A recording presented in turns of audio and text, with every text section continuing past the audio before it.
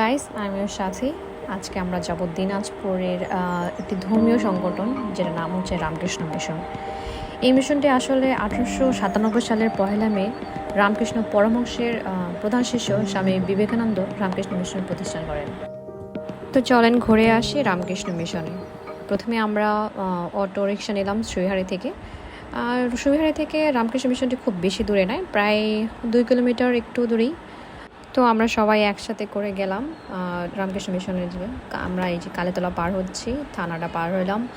এই মামা হচ্ছে উল্টা পথ দিয়ে যাচ্ছিল, যদিও বা আমাদের মডার্ন মোড় হয়ে যাওয়ার কথা ছিল। তো আমরা থানার অপোজিটে এই যে আমাদের দিনাজপুর রেল স্টেশন, এই যে আমাদের গড়ে শহীদ ময়দান, এই যে আমাদের বিশাল বড় মাঠ বলতে গেলে। অবশ্য মেলা ছিল, মানে বৈশাখী মেলা কিছুদিন আগে হয়ে গেছিলো, তো মেলার রেসটা এখনও আছেই, এখনও রয়ে গেছে কিছু কিছু আর কি রাইডার্সগুলো। এটা হচ্ছে আমাদের শিশু পার্ক। এই যে আমরা চলে আসলাম রামকৃষ্ণ মিশনে। তো আমরা প্রথমে হচ্ছে আগে ভিতরে প্রবেশ করলাম। তো ভিতরে দেখতেছে এত সুন্দর কাঠগুলো, চারিদিকের পরিবেশটা অনেক সুন্দর ছিল। যেহেতু আমরা মানে শুক্রবারের দিকে হচ্ছে গেছি, তো বেশি ভিড় ছিল না, মানে সম্পূর্ণই ফাঁকা ছিল। বিকালের দিকে একদম সন্ধ্যার আগে গেছিলাম। তো এই যে দেখেন এত সুন্দর একটা রামকৃষ্ণ মিশন ধর্মীয় সংগঠন। আসলে ধর্মীয় সংগঠনগুলো দেখে খুব ভালো লাগে, সেটা আপনার মন্দির, গির্জা হোক, মসজিদ হোক, যেটাই হোক না কেন।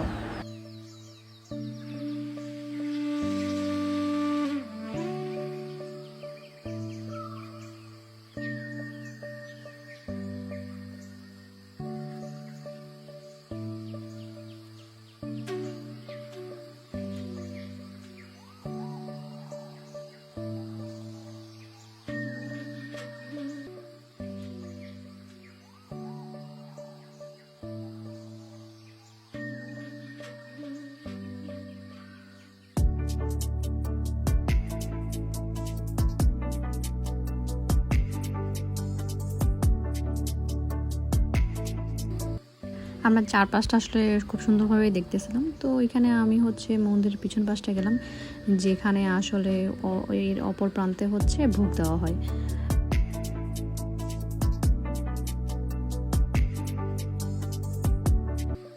আমাদের আসলে যাওয়ার মতোই ছিল, কিন্তু আবার মাঝখানে ভাবলাম যে আবার একটু দুর্গা মন্দিরে যাওয়া যায় কিনা। তো দুর্গা মন্দিরের আসলে দরজাটা বন্ধই ছিল, তো আসলে যেহেতু শুক্রবার ছিল দরজাটা বন্ধ ছিল, তো আমরা আর দেখলাম না। আমরা সব কিছু আবারও পর্যবেক্ষণ করে চলে যাচ্ছিলাম বলতে গেলে, যেহেতু লোক আসা আবার শুরু করতেছিল, আবার সন্ধ্যা হয়ে আসছিল। এই যে দেখেন, আমরা এই যে টাইম টেবিলগুলো দেখতেছিলাম যে কখন কখন আসলে মন্দির খোলা থাকে, আবার কখন কখন বন্ধ থাকে, কোন সময়ে। তো এরপর আমাদের দেখা শেষ, আমরা চলে যাচ্ছিলাম। তো দেখা হবে নেক্সট কোনো ব্লগে। টাটা।